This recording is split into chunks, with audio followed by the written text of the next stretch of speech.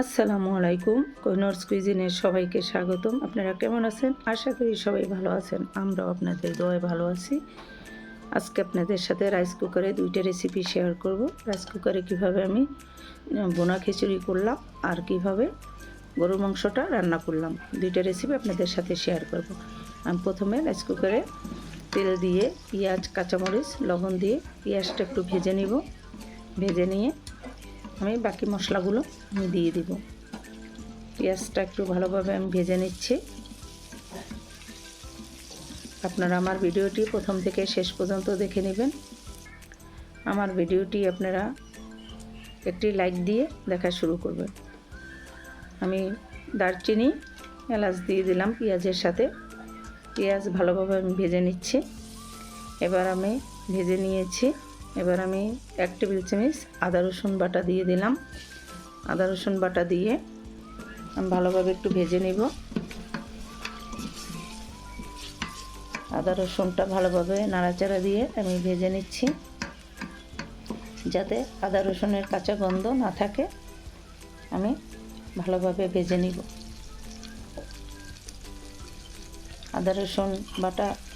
আদা রসুন ভাজা হয়ে গেছে। এবার আমি হলুদের গুঁড়া দিয়ে দিলাম, মরিচের গুঁড়া, জিরার গুঁড়া, ধনিয়ার গুঁড়া আমি দিয়ে দিব। সব মশলাগুলো আমি দিয়ে আমি মশলাটা একটু তেলে ভেজে নিব। মশলাগুলো একটু তেলে ভেজে নিচ্ছি।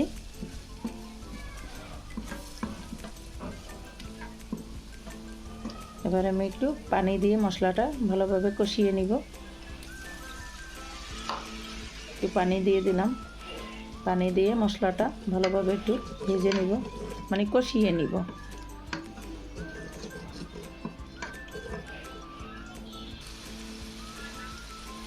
মশলা কষানো হয়ে গেছে। এবার আমি কালিজিরা পোলার চাল আর মসুর ডাল দিয়ে একসাথে একটু কষিয়ে নিব। এখানে আমি 3 পট চাল দিয়েছি, 1 পট ডাল দিয়েছি, মোট 4 পট, 4 পোয়া আর কি। 4 পোয়া মতো আমি চাল ডাল দিয়ে দিয়েছি। এবার আমি ভালোভাবে কষিয়ে একটু ভাজা ভাজা করে নিয়েছি চালটা।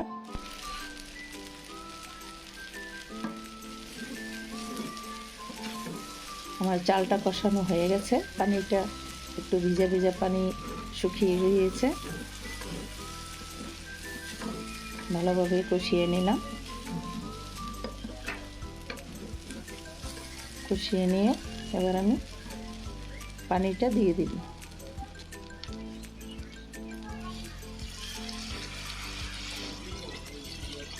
এবার আমি পানি দিয়ে দিলাম। এখানে 4 পোয়া চাল ডাল নিয়ে, আর এখানে আমি পানি দিয়েছি ডাবল।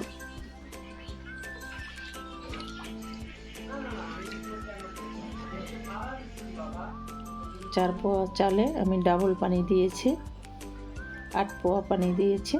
দিয়ে আমি একটু ঝরঝরা পারফেক্ট একটা খিচুড়ি রান্না করে নিলাম।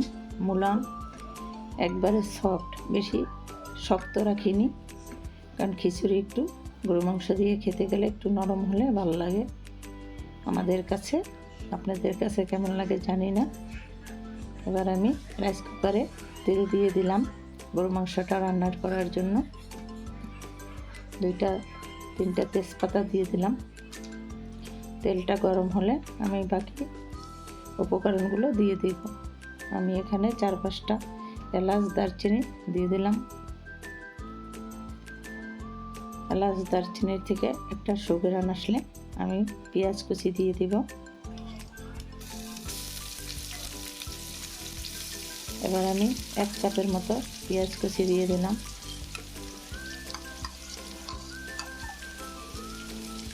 পেঁয়াজ কুচি দিয়ে আমি একটু ভালোভাবে ভেজে নেব। পেঁয়াজ, কাঁচামরিচ দিয়ে দিলাম 4-5টা ছোট ছোট টুকরো করে, দিয়ে একটু পেঁয়াজটা ভালোভাবে ভেজে নিব। অনেকেই রাইস কুকারে মাংস বা যে কোনো খিচুড়ি কষিয়ে রান্না করেন না, আমি কষিয়ে রান্না করি। রাইস কুকারে কীভাবে কষিয়ে রান্না করি এটা আপনাদের সাথে আমি শেয়ার করলাম। পেঁয়াজ ভাজা হয়ে গেছে আমার। এবার আমি বাকি মশলাগুলো আমি দিয়ে দেব। আদা রসুন 2 টেবিল চামচ আদা রসুন বাটা আমি দিয়ে দিলাম 2 টেবিল চামচ আদা রসুন বাটা দিয়ে আমি আদা রসুনটা ভালোভাবে একটু কষিয়ে নিব। আমি একটু তেলের মধ্যে ভালোভাবে পেঁয়াজের সাথে আদা রসুনটা ভেজে নিচ্ছি, যাতে আদা রসুনের গন্ধটা চলে যায়। আমি এর আগে আদা রসুনটা আমি তেলে ভেজে আমি বেটে নিয়েছি।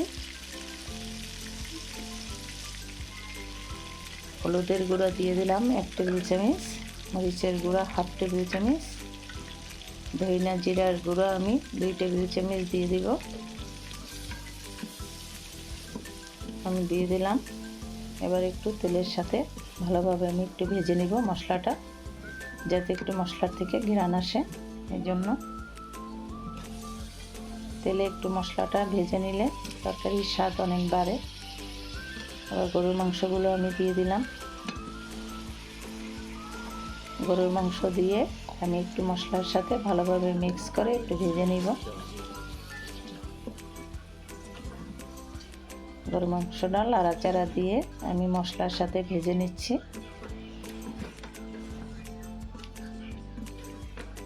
আমি যেভাবে রান্না করি সেভাবে আপনাদের সাথে শেয়ার করলাম। আপনারা অন্যভাবেও রান্নাটা করে নিতে পারেন। আমি বেশিরভাগ মাংস কষিয়ে রান্না করি।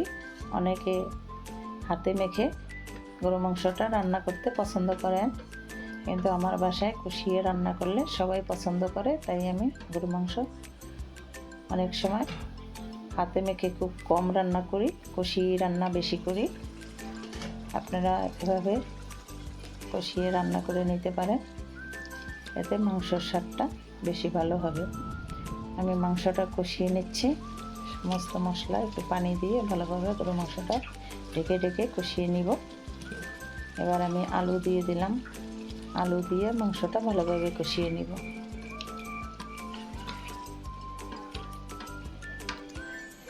আলু দিয়ে কষিয়ে নিব, একটু নাড়াচাড়া দিয়ে দিলাম, ঢাকনা দিয়ে ঢেকে আর একটু কষিয়ে নিব মাংস। আরও কিছুক্ষণ আমি মাংসটা কষিয়ে নিব।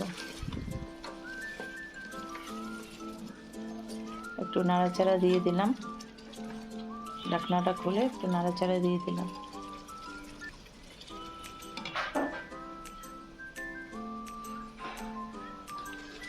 আরও কিছুক্ষণ আমি ঢেকে রাখবো, যাতে মাংস আলু ভালোভাবে সিদ্ধ হয়ে যায়।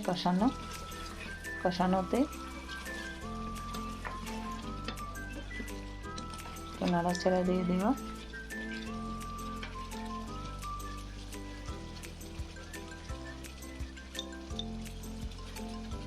ভালোভাবে আলু মাংস কষানো হয়ে গেছে। এবার আমি জিরার গুঁড়া দিয়ে দিব, 2 চা চামচ জিরার গুঁড়ো আমি দিয়ে দিলাম। এর আগে আমি ধনিয়া জিরা দিয়েছি। এবার একটু দিয়ে দিলাম, কষানোর পর একটু জিরার গুঁড়া দিলে একটু ভালো হয় খেতে, তাই আবার অল্প পরিমাণ জিরার গুঁড়া আমি ভাজা জিরার গুঁড়া রেখেছি, ওটা আমি মাংসটা সিদ্ধ হয়ে গেলে আমি দিয়ে দেব। আমি ঝোলের পানিটা দিয়ে দিলাম। ঝোলের পানি দিয়ে আমি একটু নাড়াচাড়া দিয়ে বলক আসা পর্যন্ত অপেক্ষা করব।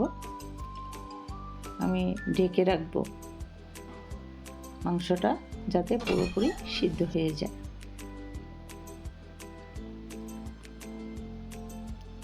আমি ঢেকে রাখলাম মাংসটা, ঢাকনাটা উঠিয়ে নিলাম। মাংসটা সিদ্ধ হয়ে গেছে, মাংস আলু ভালোভাবে সিদ্ধ হয়ে গেছে। এবার আমি ভাজা জিরার গুঁড়ো একটু দিয়ে দিলাম। এবার আমি ভাজা জিরার গুঁড়া দিয়ে একটু নাড়াচাড়া দিয়ে একটু মিক্স করে নিলাম। এভাবে ঝোল ঝোল আলু দিয়ে খিচুড়ির সাথে খেতে অনেক ভালো লাগে, তাই আমি এভাবে ঝোল ঝোল রাখলাম। আমার ভিডিওটি যদি আপনাদের কোনো অংশ ভালো লেগে থাকে লাইক করবেন, শেয়ার করবেন, আমার চ্যানেলটি সাবস্ক্রাইব করে আমার পাশে থাকবেন। আপনাদের অনেক অনেক ধন্যবাদ। আপনারা সুস্থ থাকবেন, নিরাপদে থাকবেন। আল্লাহ হাফেজ।